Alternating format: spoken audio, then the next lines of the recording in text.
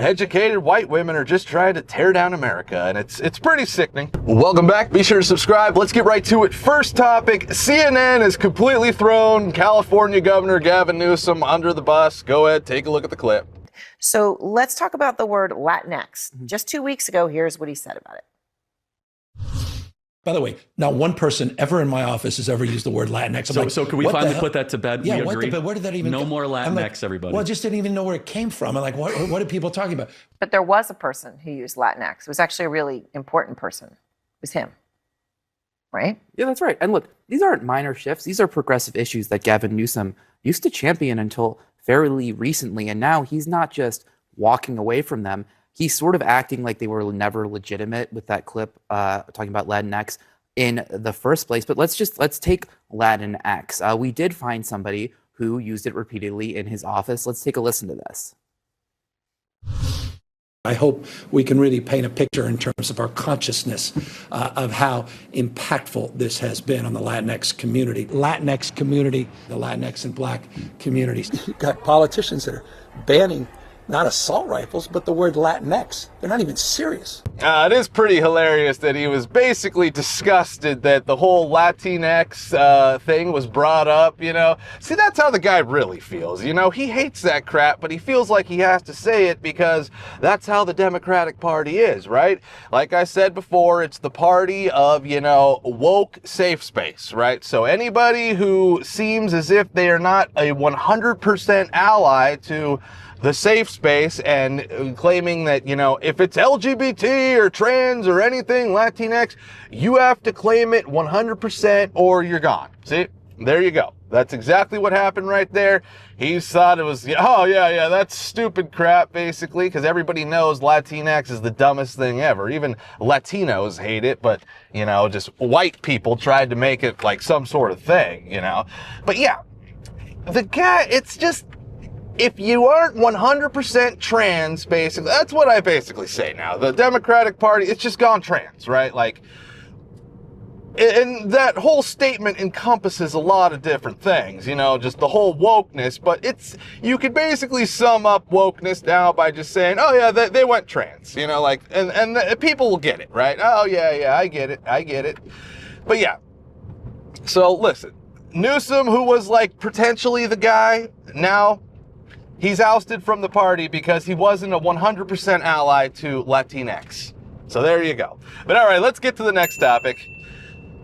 Navarro thinks that Trump voters should be regretful right now. Go ahead, take a look at the clip. Our police departments in South Florida are signing cooperation agreements to be deputized as ICE. When we, you know, I keep thinking, okay, this is going to be going to change the way folks, they're gleeful. Everybody I know who voted for Trump is gleeful and supportive of everything he's doing. Isn't it funny how these people think that, like, the way they feel is the way everybody else needs to feel? You know, like, oh my God, they're deputizing, you know, Florida troopers to become ICE agents. Yeah, of course. Good. When is Homan going to come to where I live and make that happen too? You think that was the thing that was going to make me be like, oh God, how could I vote for Trump? Listen, nothing is going to make me think and regret my Trump vote, okay? Everything the guy is doing is promises made, promises kept.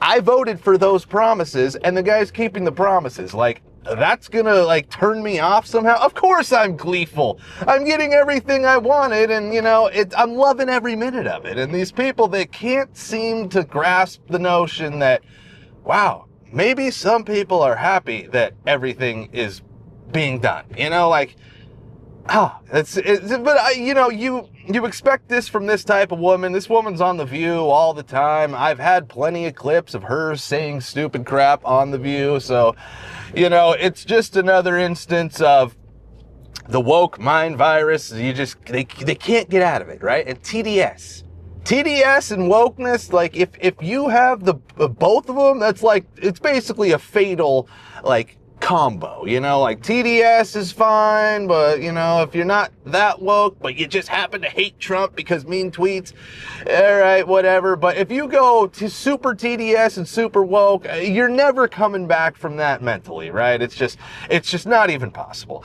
But all right, let's get to the next topic. It seems that white educated women are the big problem with the divide in America. Go ahead, take a look at the clip. Also see this. White women with at least a college degree, the only group of white voters that really kind of is on the left politically, aligned with progressive causes, democratic politics.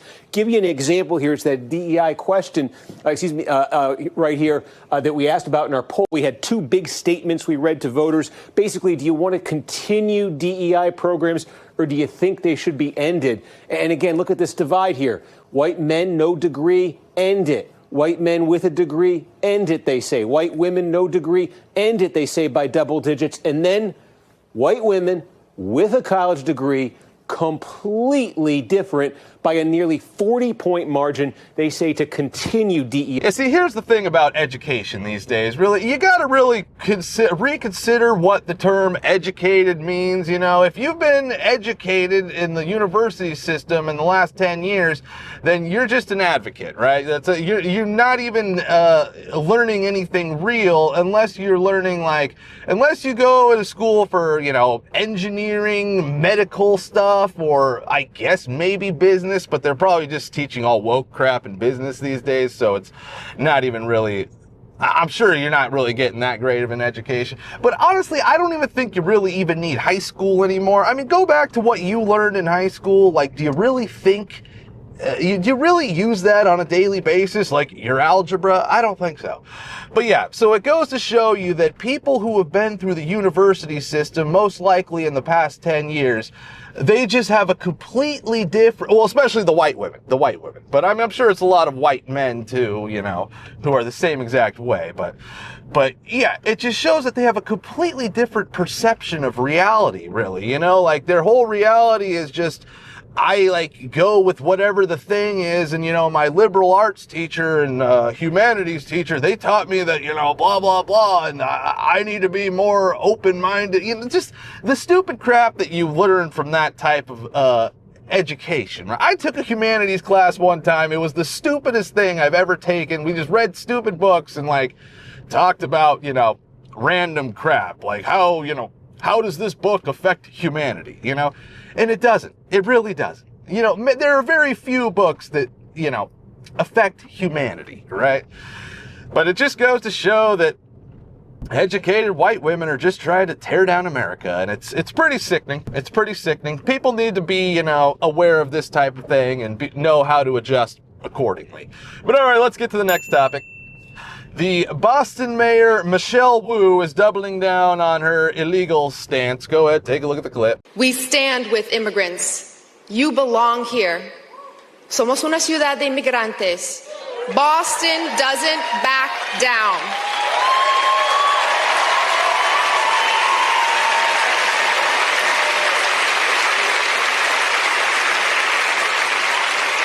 We are a city where the Irish coffee is strong and our opinions are stronger. We may not always agree or see eye to eye, but at the end of the day, we are a family. If you come for one of us, you will get all of us.